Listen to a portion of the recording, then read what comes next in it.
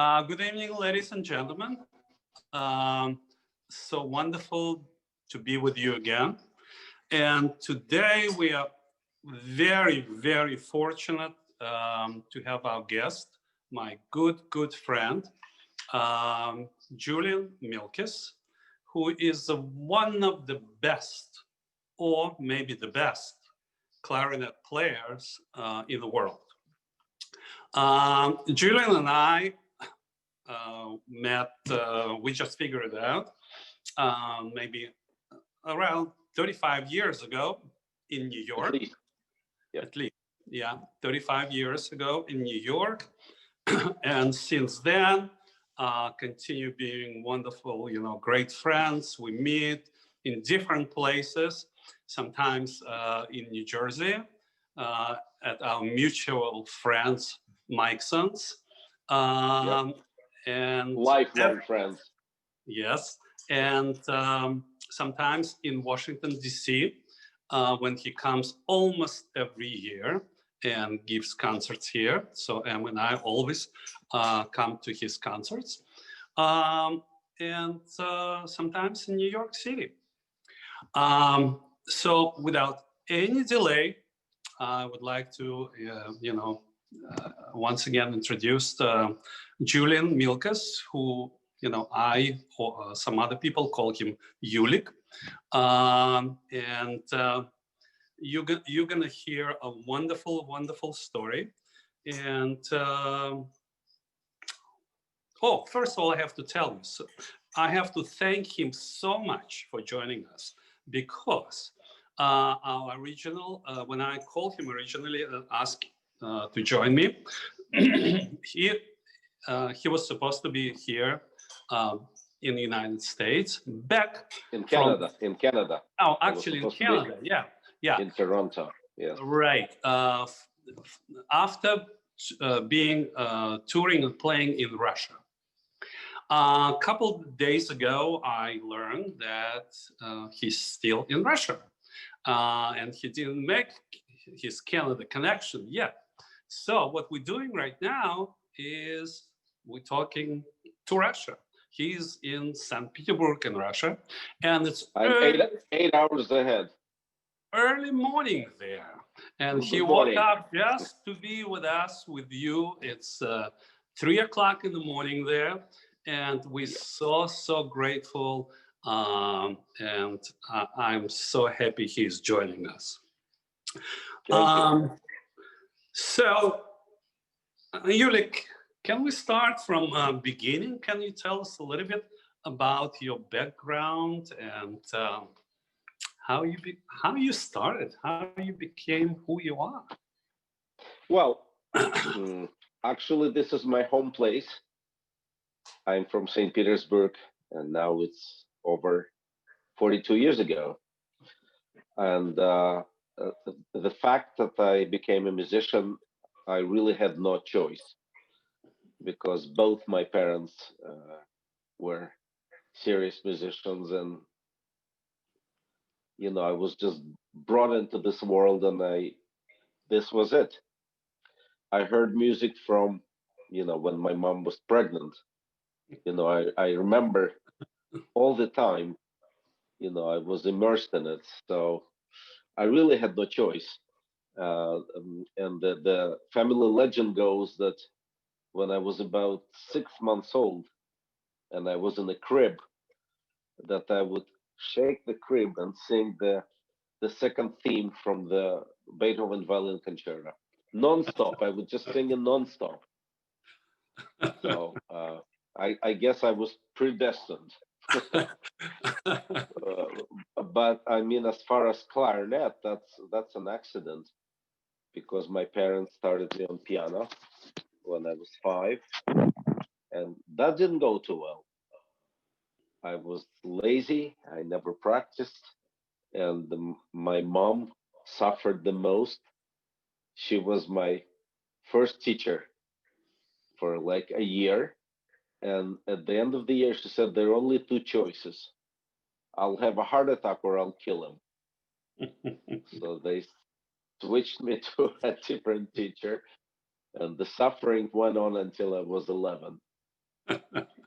And at 11, on the final exam at the like one of top two music schools in Soviet Union at that time, I got B plus, which was very embarrassing.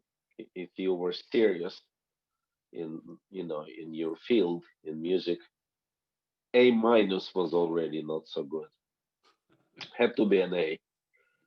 So, and after that exam, there was like a family meeting, and who was there? Victor Lieberman, who was legendary concertmeister of Leningrad Philharmonic and very close friend of my father's. And then he also emigrated and became a concertmeister of Concertgebouw in Amsterdam. And then he became a music director of a major symphony orchestra, and I toured with him at the end of last year of his life. So they said, as a punishment, let him try clarinet. So that actually turned out to be some kind of punishment. It worked out very well. So. Beautiful, beautiful. So we'll get to more stories, but I would like to go to music, and I would like to play a first piece of music, first YouTube, and you'll let us know where it is and what you play. Mm-hmm. Richard.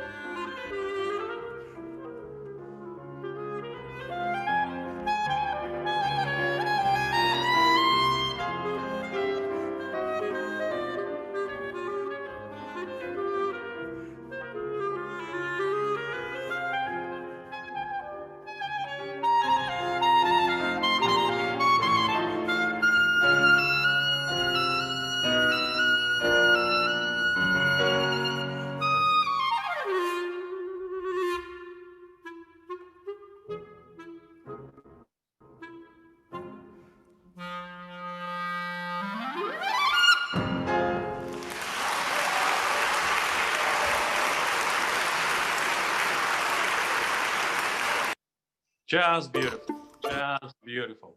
So tell us a little bit what just happened. Well, this is Alexander Zfassman, who is by far the best Soviet jazz composer and jazz pianist.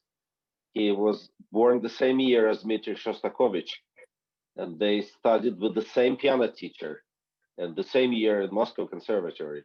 And he was just, it's too bad that he was here, because if he grew up or was in United States, he would have enjoyed as much popularity as Ellington and Benny Goodman, and because he was just an amazing talent. So, and this was his intermezzo, and I performed it at the Philharmonic Hall here in St. Petersburg with Evgeny Sinaisky, who is he's a piano professor in Vienna, and his father is a very, very famous conductor. And I remember 1991 when Isaac Stern came to Moscow, he played with his father. His father conducted.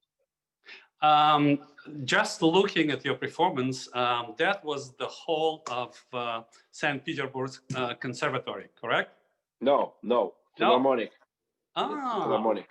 Somehow I thought it was conservatory. Yeah. No. Okay. They do look a little bit similar. Yes. Okay, that's fine. Yep. No problem. All right, so let's go back to your story. So you started finally learning how to play clarinet and went through special school. And then at a certain point, your family decided to immigrate from Soviet Union. So what happened? Well, I was sort of heavily involved into anti-Soviet politics, and samizdat, and reading books that were forbidden, and hanging out with people, who were really against the regime. And my father, especially, they were just freaking out, and he was afraid that I would end up in jail. And so that was the main decision. And so we left in October of 1974. I was just a kid, and we came to Canada. And why Canada? Because our family on my dad's side have a very interesting story. The almost entire family left in 1920s to Canada, and my father's mother was pregnant with him, and the decision was she would have a baby and they would join the family. And that was the period of NEP. NEP was like free, sort of free, free business, free society, and then NEP stopped. So that was it, and we joined the family, whoever was left, in 75 in Toronto, and at the cemetery where now my father also is buried, it's his grandparents who are buried. His grandfather died in late 30s. His grandma died in 50s, and his mother died in 84. Yeah, and now my father and all the entire family, his first cousins, second cousins, it's all there. It's pretty amazing. So you are a Canadian citizen, correct? Oh yeah, for many years. Yeah. Okay, wonderful. So how did you end up doing jazz, and how did you end up being in New York? I know you went through major schooling in New York. Yeah, well, from Canada to United States transition. Pretty interesting. I went to, first of all, for like a year and a half to regular high school. Then I attended University of Toronto for 1 year, and the level was so poor for me, for my instrument, for classical music in general, that I was really depressed. And my teacher was my dad's colleague from Toronto Symphony, actually a very good clarinetist. He was just not interested in teaching or teaching me. I don't know. I'm not sure. But the entire year I had 7 lessons, and it was, never talked about music, just really insignificant stuff. Just you should practice more. But I mean, he never showed me anything. I was hanged, on my own.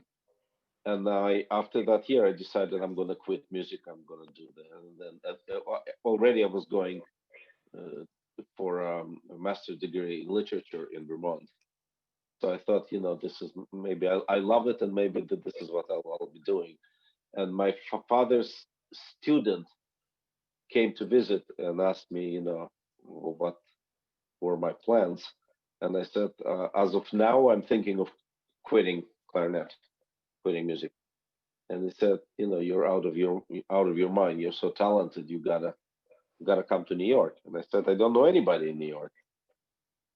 And he said, I have a 1-bedroom apartment. We can split the apartment, and I'll introduce you to people, and at least try. So I did. I went to New York, and he arranged the introduction to my teacher, who became my everything. He became my father, my mentor, my friend. He was just a marvelous human being and an amazing teacher. And I remember when I auditioned for him, uh, he listened and he said, "How old are you?" I said, "I'm 20." He said, I shouldn't be taking you because technically you're behind. You're really behind. He said, "Have you heard how kids play here at 17 and 18?" And I said, "I have." And he said, "But you're so talented that if I don't try, I won't forgive myself." And he said, "I'll take you on one condition, um, that you'll be practicing and following the schedule that I'll give you." And I said, "Mr. Rushtonov, anything you say, I'll do anything." So he sort of gave me a page, and I ended up practicing for that year 9 hours every single day. Wow. Wow. 9 hours. Amazing. And it was the same routine. And for a young man of 20, for the whole year, I didn't have a date. I didn't go to the movies. It was just practicing. And I would wake up early. I would, go jogging. I would do some exercises, and I would practice all day. And who suffered the most was my roommate, of course. And on top of being roommate and my dad's students, we were close friends. And at the end of the year, before the summer, he said, "You know what? I love you like a brother. Please get out of here. Look for another place." That I can't stand it. I can't stand clarinet all the time. Well, I think we can stand clarinet, and I think we're ready for the second piece of music.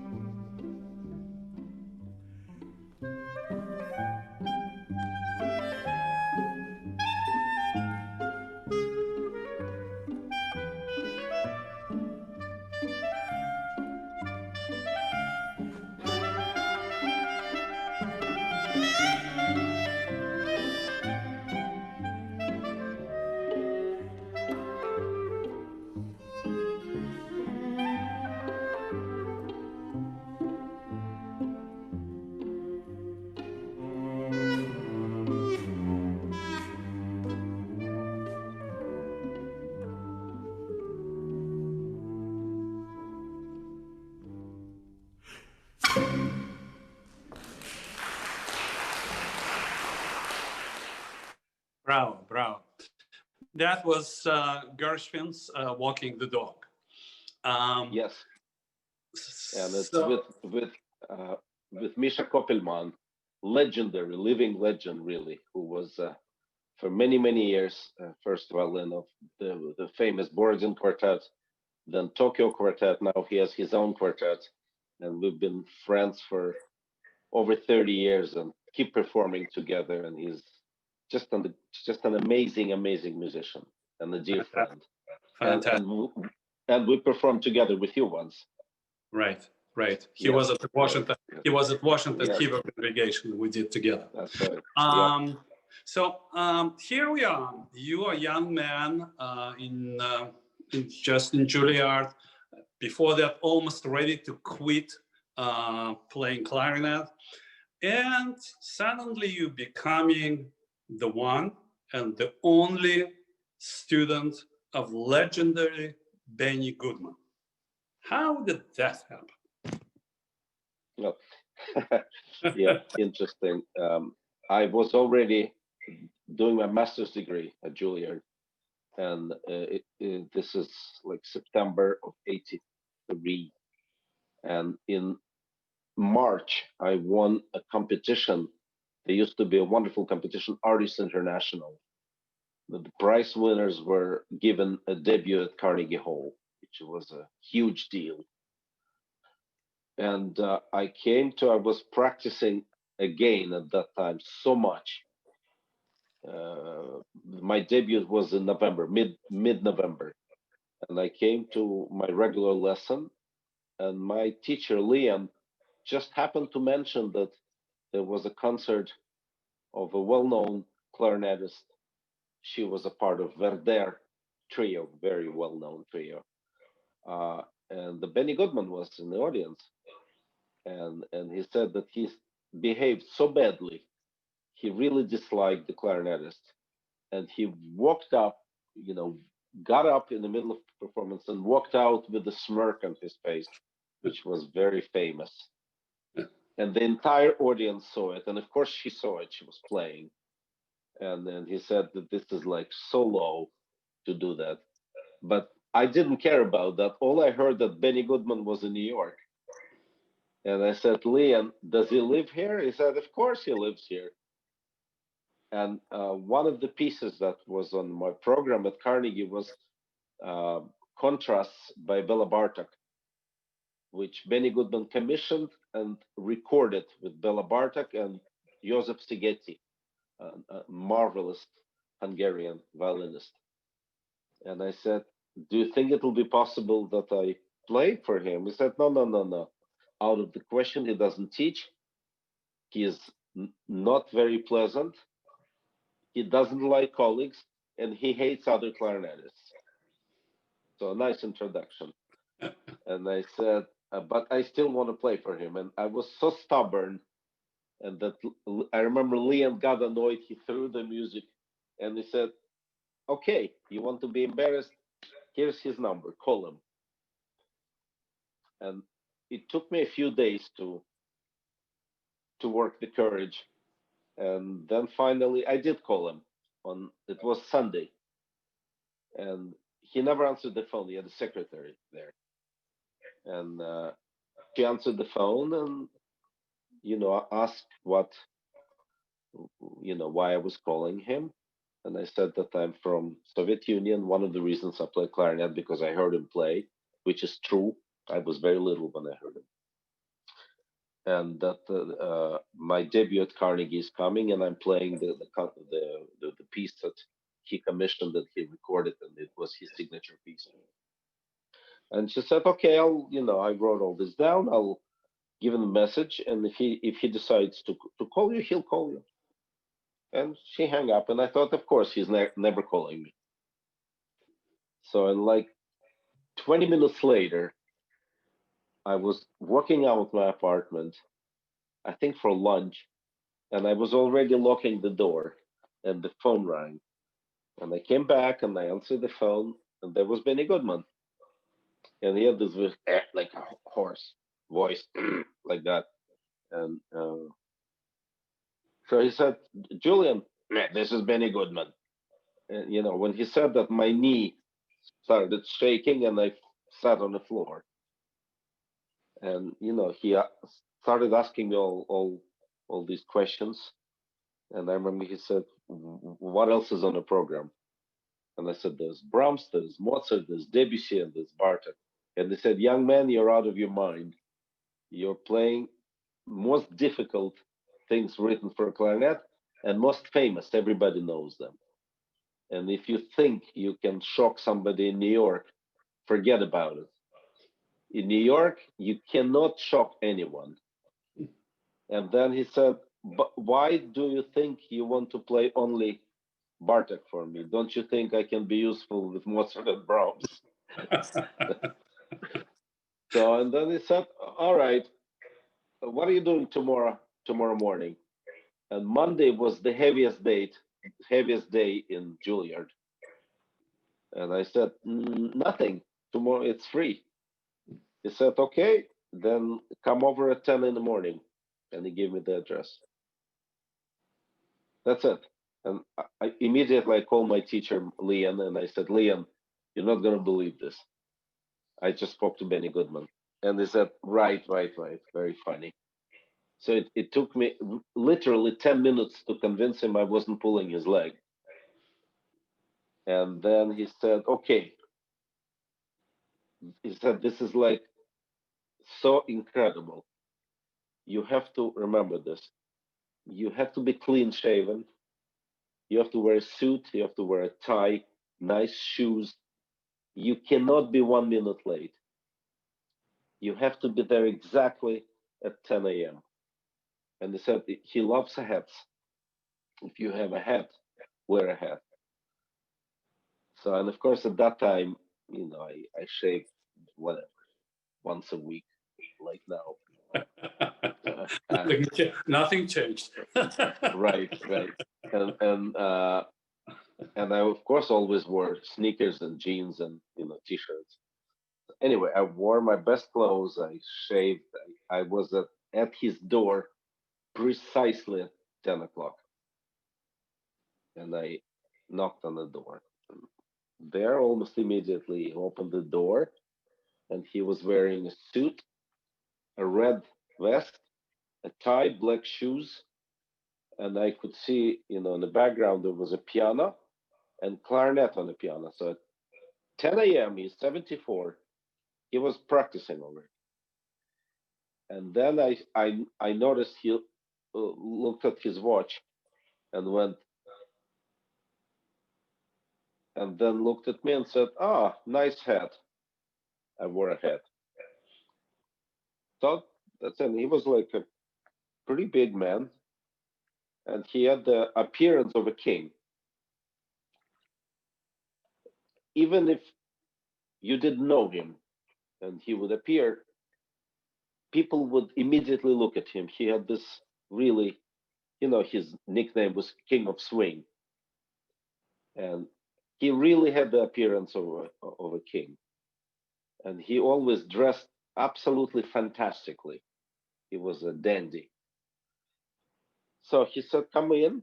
He sat on the couch like this, and he said, okay, play. So I put the instrument together, and I couldn't play. I couldn't play two notes. And he goes, Julian, are you nervous? And I came with an answer that was exactly what was needed. I said, Mr. Goodman, if I were you and you were me, would you be nervous? And he loved it. And he said, I think so. And then he said, okay, please don't be nervous. Warm up. I'll go for coffee. So he went to have a coffee, and I played for maybe 10 or 15 minutes. And then he came back, and I was already past being nervous. And the lessons lasted about 4 hours. And at first he was just listening, and then he took his clarinet and he started showing me things and playing along. And of course, I heard this marvelous Benny Goodman sound right next to me. This is something so unusual. It's like hearing Yasha Heifetz next to you.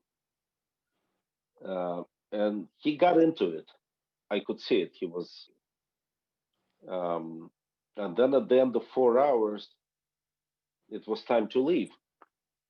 And I didn't know how to ask him how much I owed him for a lesson. So I already dressed up, and at the door, I said, Mr. Goodman, I don't know how to ask you. Please forgive me. How much do I owe you for a lesson? And he gave me one of those. His look was called a ray. During rehearsals, if someone played a wrong note, or not even a wrong note, or just a not right note, or out of tune, or slightly something that he didn't like, he would give a person that ray. And there are stories that people have heart attacks. And I experienced that ray right there. He gave me this like 2-minute look, completely condescending, and said, I do not charge colleagues. And then I said, is there a way I can play for you again? He said, sure, come tomorrow. So, and before Carnegie Hall started this most intense relationship that, we've been together for almost 3 years. But the main part, the main like connection was until November. It was sometimes 3-4 times a week. And he was into it. He was into it. And he changed right away. He changed my sound. And I started trying to copy him, his vibrato and this beautiful light golden sound. And after that, he would just sometimes call and say, why don't you come over? Don't bring the clarinet. I just want to talk. And he would ask me questions about Soviet Union, or would take me out. The second time I got this ray look, when we went out, it was a tiny little restaurant that he loved near his house. He lived on 65th between 2nd and 3rd. And there was like a tiny restaurant on 2nd Avenue. And we went there and we ate, and the waiter brought the bill, and I reached for my wallet, and he gave me that look again, like that. Immediately I took my hand back. So, and then at the concert at Carnegie, he couldn't be there. He had a concert of his own somewhere outside, and he asked me, when is there a Carnegie rehearsal?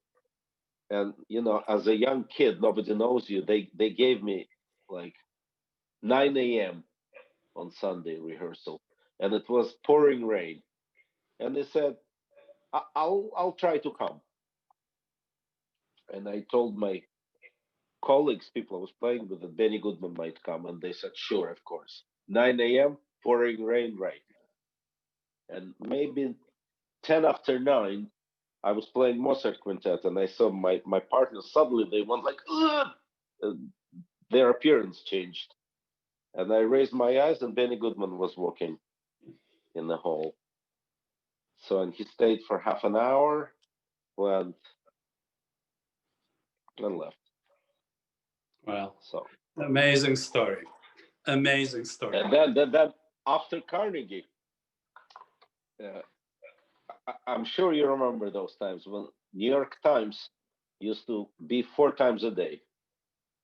It was first edition like 5 in the morning, then there was afternoon edition, then there was evening edition, and late night. And I knew that New York Times critic was there. So I would 4 times a day, I was at the kiosk on Broadway waiting for the New York Times. And once he said, how come you're never home? And I said, Mr. Goodman, I'm waiting for New York Times. There was a critic. He said, why? I said, well, there probably is a review. And he said, so? And I said, well, it's important. He said, remember for the rest of your life, if you get a great review, remember they don't really understand much. And if you get killed, even more, remember they really don't understand much. But, you know, as a young kid, for me, it was really, really important at the time. So. Well, I agree with you 100%, because I also did a few concerts, and my teachers told me that all the musical critics are frustrated musicians. Yeah, so yes, basically, yes. That's what it is. This is a wonderful story. So we're ready for piece number 3, where you're playing Benny Goodman piece. And it's called A Smooth. Yeah. We already talked about Gershwin yesterday. Let's play it, and I don't even remember where I played. Oh, I think it was in Helsinki also.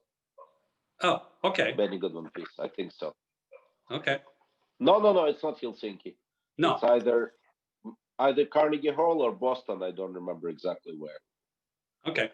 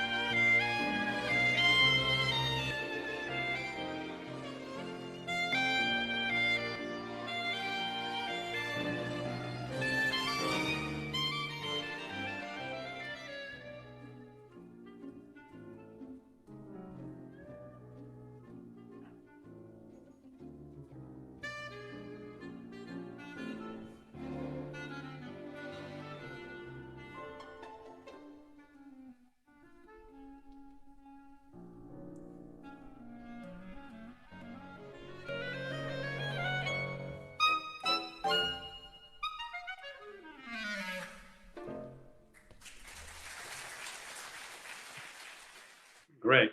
Just great. Yeah, Benny Goodman was not just an amazing clarinetist and band leader. He was also a very talented composer. So that particular piece he composed. Right, right. All right, so we just trying to put things in perspective. So, Yulik, you born in Russia, Soviet Union, citizen of Canada. You spent a lot of time in New York, and then in the rest of your free time, you traveled the world. You playing concert all over the world. So it's probably easier to count where you did not play concert that where you play. So I know you were quite active in Asia. They're calling you back to Russia almost every year, and Europe all the time. What is your favorite, or not favorite? It's probably difficult to say. Where do you like to play, and where do you like your audience? Well, it's very difficult to say. Germany is wonderful.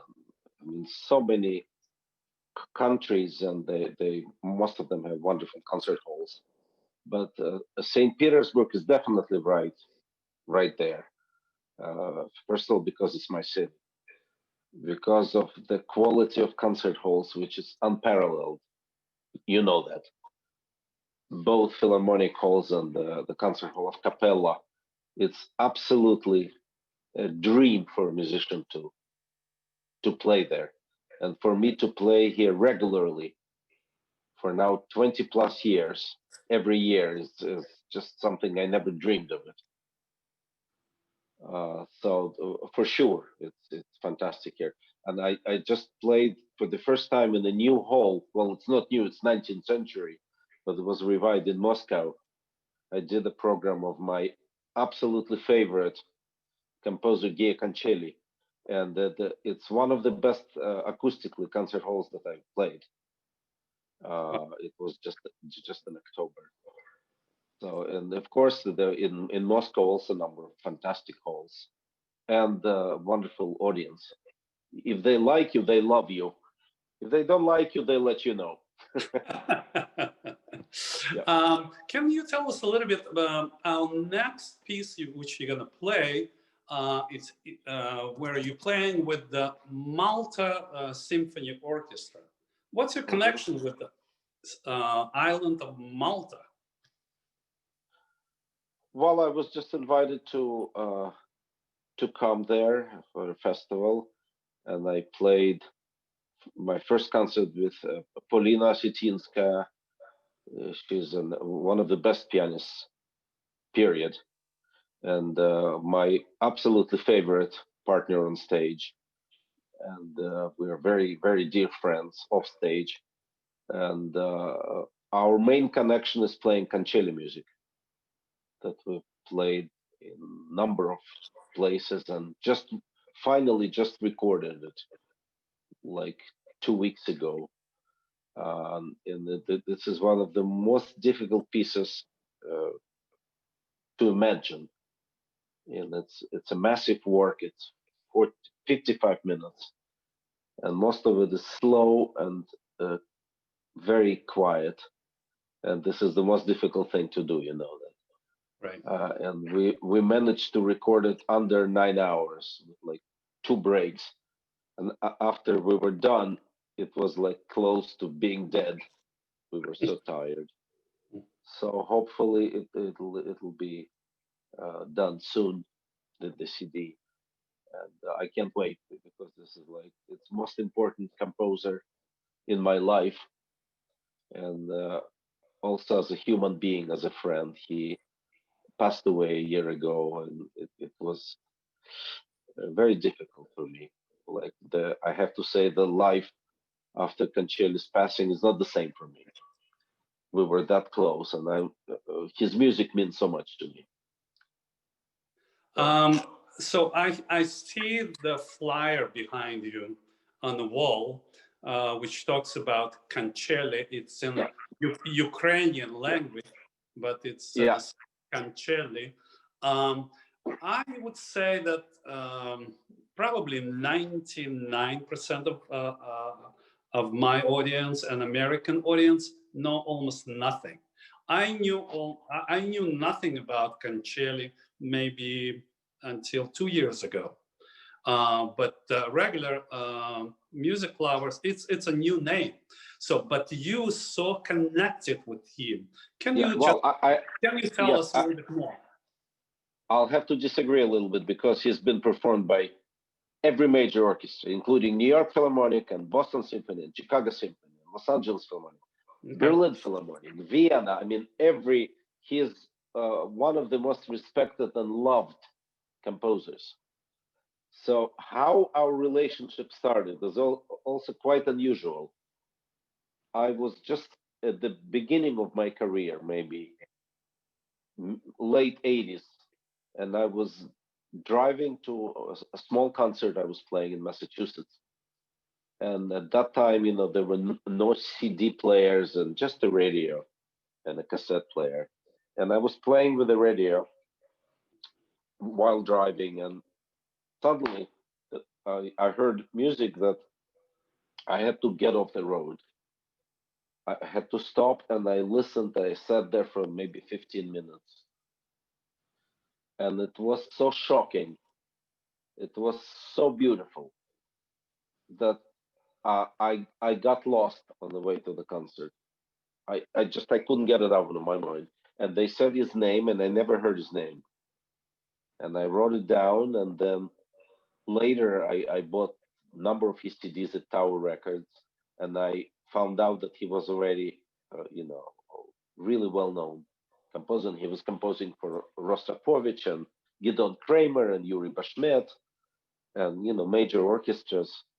And I started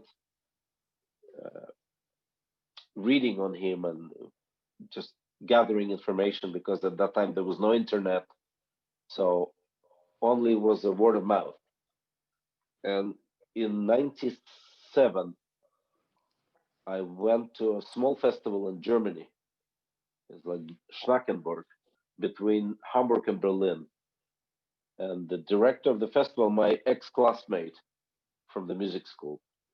And at the reception, opening reception at the castle, I saw in the corner, there was a gentleman who never smiled and a very beautiful woman. And I asked him, I said, who is that person?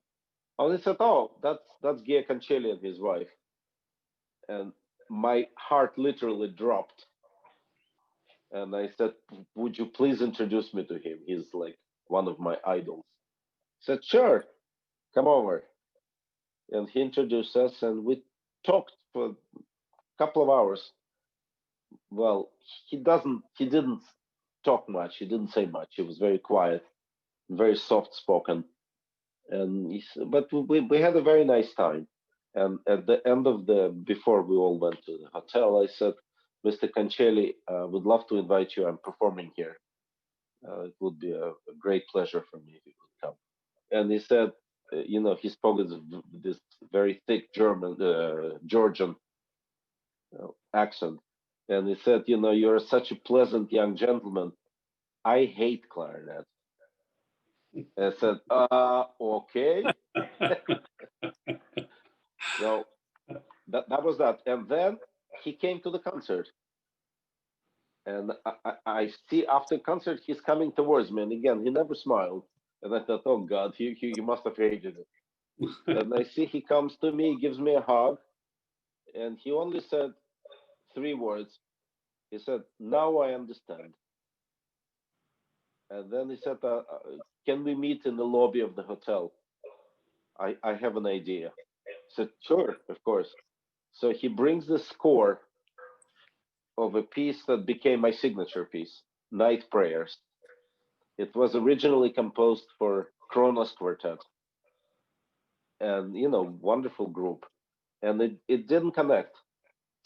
He didn't like it, they never played it much, although they recorded it. And so there was no match, really.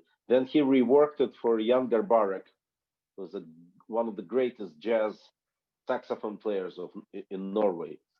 Also, there was no special bond there. So he said, when I listened to you play today, I thought this is a piece for you. And he said, I want you to look at the score.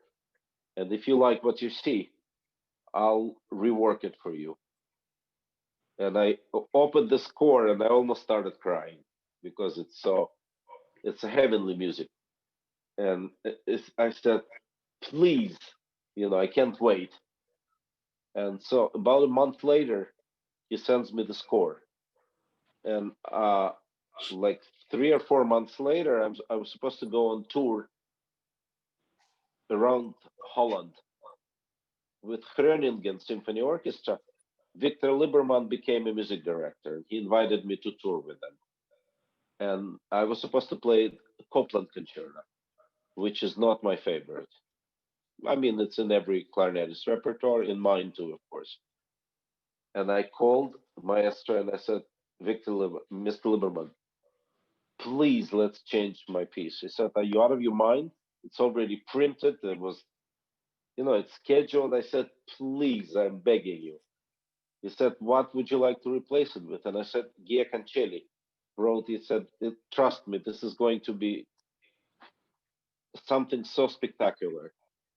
And he said, I know of him, but I don't know his music. And he lived not far from there. He lived in Belgium, in Antwerp. And he said, the management will never agree because they printed the brochures, the, advertising. And I said, go tell the management I decline my fee. He said, are you out of your mind? He said, what, are you a millionaire? So he managed to talk them into it. He was known there. So the fact that it was a world premiere, it worked. And first rehearsal, I'll never forget, because of that, the continuation of the story. When I started learning the piece, after maybe a few days, I called him back and I said, Mr. Kancheli, I have to apologize. It's unplayable. Your piece is unplayable. He said, yeah, you're talented. Think of something. And why was it unplayable? Because it's so soft and the lines are so long, there's no place to breathe. And I didn't know how to do what I'm doing now with breathing. So I said, I can't play it. He said, well, you try. And I started learning this circular breathing, but the regular circular breathing doesn't work here because it's so soft. And when you do circular breathing, like higher register, and it's for pianos, intonation goes down. So it doesn't work. So I had to invent my own breathing, do many, many small breaths, then intonation doesn't change. And of course, it took me really years and years and years to perfect it. But at least I was able to do it then. So, and the first, and I learned how to do it on the flight from New York to Seoul. It was like a 14-hour flight. So for 14 hours, I did this. And after maybe 20 minutes, I realized the stewardess started avoiding my seat because they thought I was mentally ill. I was just sitting there and doing this the whole time. So anyway, back to the first rehearsal. I saw the conductor's face and I saw something is different behind me. And then when I had a break, I turned my head and I saw many people in the orchestra cried. Do you know how unusual this is? So, and first performance, when we finished, there was like a 2-minute dead silence. And then the hall erupted. And for Kancheli, this was most important after the concert silence. So people would think and understand. Wow, what a wonderful story. Yeah. Yeah, I was gonna. So we're gonna go. We're close to the end, but we're gonna just change a little bit our order because we have a little piece of Giya Kancheli to play, just to show, not the one you were talking about, but just to show his style, a little piece of music.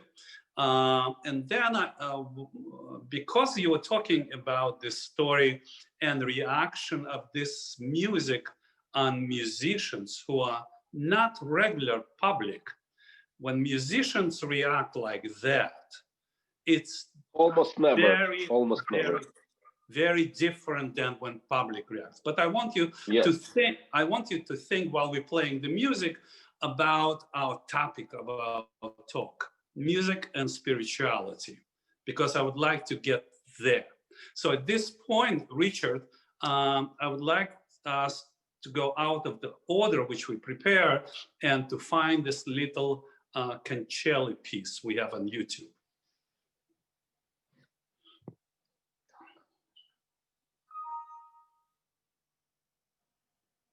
I might be having a problem with the file. I'm going to keep trying. Okay, so while you're trying, okay, Julian, back to you. So how would you think music and spirituality? How does music affect people? Well, for me, Kancheli's music represents spirituality. His music is deeply spiritual, and he was a deeply spiritual man. And just a wonderful, and we spent so much time together, and it was every time he just opened his mouth, you wanted to just sit and absorb, because it was so philosophical. And he would say that unfortunately, music does not make people better. Is that I can imagine a terrorist can go into a cathedral and listen to Bach cantata and then blow up that cathedral. So he was, unfortunately very real. And now with what's happening in the world, the last few days, Vienna, Nice, it's mind-boggling. By the way, in churches or near synagogue, it's absolute insanity. So Kancheli was saying, if they can do that after Bach, then there's no hope. So, but his music is so spiritual, and also I have to add that I played it in over 20 countries with orchestras and with piano, or with the string quartet now. And every single concert, no matter where, either it's Spain or Italy or Ukraine or Germany, half the audience is crying. I never met any other composer or music, and we're talking about the very best, very genius music, including Bach and Brahms and Schubert, that people would react like that. Never. I never saw that. Okay. And with his music, every single time. I think we have these pieces ready. So Richard, not YouTube, but the other one.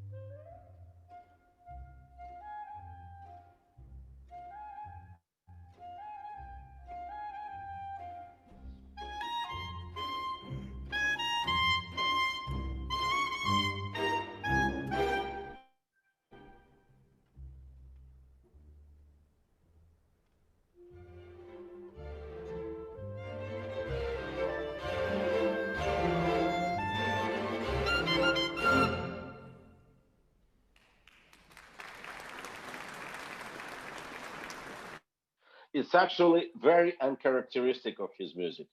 Okay. Because the other excerpts where we play with Polina, that's real Kancheli. It's all quiet and soft, and you forget to breathe. How beautiful it is. I understand. But Sorry this about part that. was, with great sense of humor. Yeah. So, ladies and gentlemen, we are coming to the end of our program, and I was not able to play everything I prepared, but you can go on YouTube and you'll find, I don't know, hundreds or over 100 different YouTube where Julian Milkes is playing all over the world, and I'm so thankful to him that he joined us. And just to remind those of you who came later to our program, that he is physically right now in St. Petersburg, Russia, where it's now it's already 4 o'clock in the morning. And he agreed to join our program and do a wonderful presentation. It's always joy for me every time we see each other, because he's so busy and traveling all over the world. And not so much now. Well, actually, if you have a few minutes just to tell us a little bit what's going on this year with all the music, and every concert is canceled and all the travel is canceled. And the second question, which my people probably will be interesting for them to know, here in the United States, we know everything about COVID in the United States and Europe. What's happening? You're in Russia right now. What's happening there? It doesn't appear in any of the publications here. Well, the COVID is now in full swing here, and people are getting sick left and right. I have many friends who got sick, and orchestras are like, people are just falling like flies. So we don't know what's going to happen in the next few weeks. But the artist's life is still happening here. Unlike United States or Europe is now closing too. But like United States, it's locked for at least until next fall. So here, the only place where I have performances this coming season is Russia or Ukraine or some Europe. And then hopefully next fall, I'm supposed to tour in South America with the Chamber Orchestra of Toronto. But as far as North America, it's all on lockdown now. And like people of my generation, we have bank accounts. But young musicians who are just starting solo careers or chamber music or join major orchestras, they have nothing. They have no sense of expressing themselves, because practicing at home is a different story. Or making money, making payments. So it's very painful. There's no solution. Nobody knows what's going to happen next year or a year after that. But we can only hope. What can I say? I'm planning to do a lot of recordings this coming year. So, at least something. Yes. Yeah. Yes. Well, again, millions of thanks to you, and I just want to remind everybody that the last session, which will be in December, on December 17th, my guest will be Semyon Bychkov, who is my childhood friend and also one of the best world conductors. So we had first we had the violinist Leo Soshansky. Now we have the best clarinetist in the world, and next we have the best conductor in the world. And it will be on December 17th. I hope you all enjoyed it, and I want to wish you all good night. and Thank stay you so well. much. Yes.